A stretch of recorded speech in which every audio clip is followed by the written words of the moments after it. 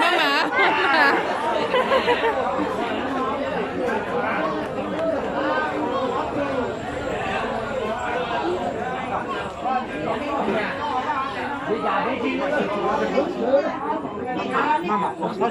Tôi là nó sụt ra. Cũng mà khó liền, xịn là. Nó trong mắt ta cho là nó sụt ra. Đấy, tôi thì nhà là lọt thật chế đang mua sống là sao nữa, đúng không? Nó sẽ hẳn đi. Đây hả nó sụt hả? Cái này ai nó xa.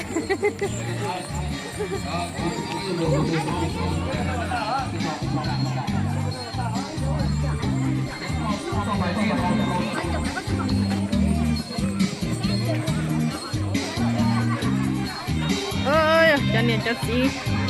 Lò cô lò rể tay to. Xe đi theo nữa. Xe nữa, tôi nhớ là sắp vào sắp chế là. Cho nên cho gì là cô lò rể cơ kia to đi theo. Xe cho plờ đi.